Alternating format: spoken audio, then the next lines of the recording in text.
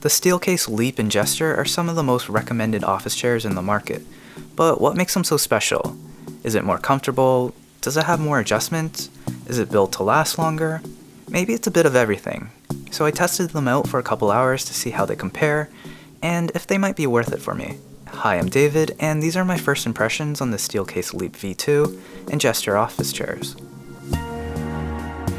So a quick disclaimer, I only tested these chairs for a couple hours by visiting a nearby POI Business Interiors, so while I won't be able to give any long-term impressions on them, I'll give you my thoughts on what you should test for yourself if you try them out at a showroom near you.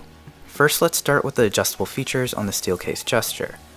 Starting with the basics, adjusting the seat pan depth is a pretty important feature for me.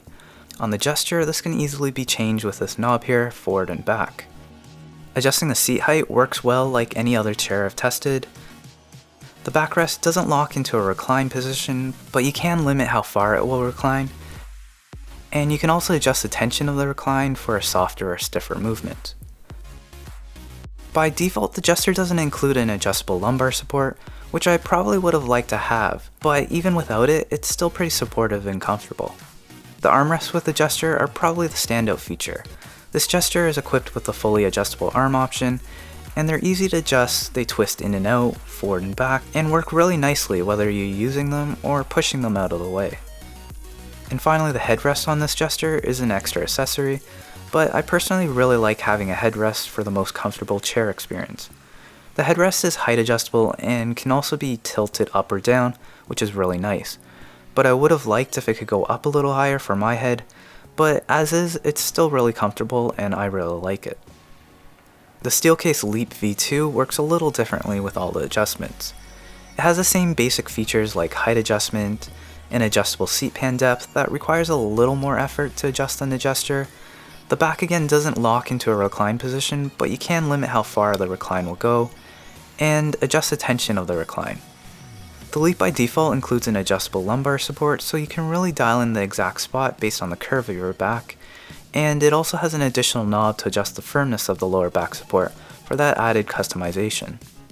With a fully adjustable arms on the Leap, you have the ability to move them up, down, in, out, forward and back, which is good enough for me, but the Gesture chair is definitely a lot more flexible with the arms. The Leap can also be purchased with the headrest option, but it's only height adjustable and doesn't tilt like it does on the Gesture. So in terms of features between the Gesture and the Leap V2, each of them has their advantage and really depends on which features are more important to you. But next, let's talk about comfort, which is really subjective and take with a grain of salt because it's hard to give my full impressions without testing these chairs over a long period of time. The cushion padding on both the Gesture and Leap are really comfortable. I find the padding on the Leap just a little softer, and with the round seat cushion design, it's more comfortable if I'm going to cross my legs on the seat.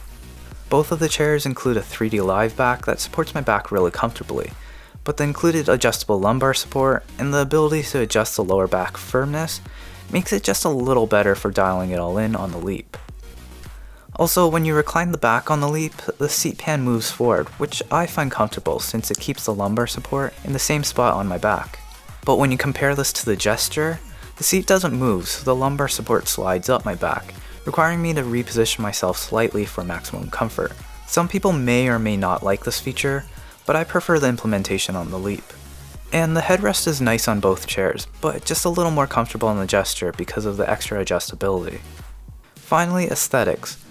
While the Steelcase Leap V2 looks really nice, especially with the extra platinum or aluminum frame finish options, I definitely prefer the look of the Gesture. The cleaner modern design with the straight lines and neat color options is no contest that based on looks, I choose a Gesture, but the Leap still looks good with its traditional design. So from this initial test, do I prefer one over the other?